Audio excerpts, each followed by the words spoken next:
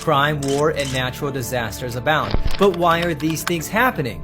The Bible has the answers. That's what I'm going to be talking about in this video as I share a clip with you from a previous video of mine entitled 7 Reasons to Read the Bible.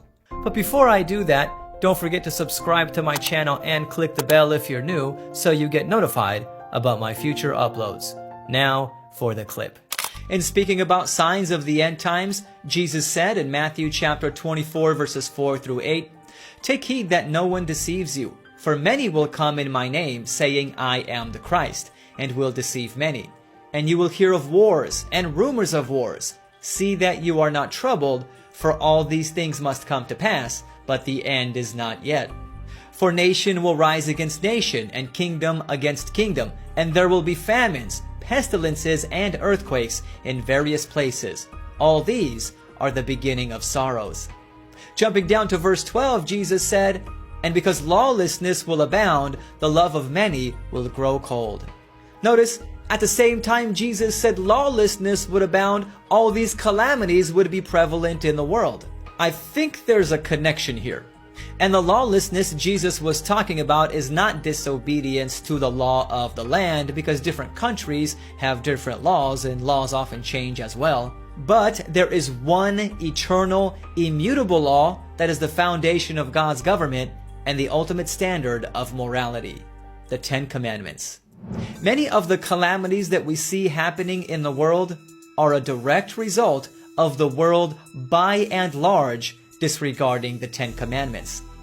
God blesses us and protects us when we obey His law. For example, Deuteronomy chapter 4 verse 40 says, "You shall therefore keep His statutes and His commandments, which I command you today, that it may go well with you and with your children after you, and that you may prolong your days in the land which the Lord your God is giving you for all time."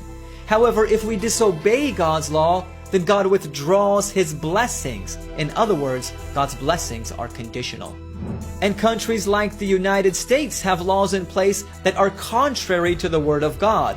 Laws allowing abortion, same-sex marriage, and alcohol and drug use, to name a few.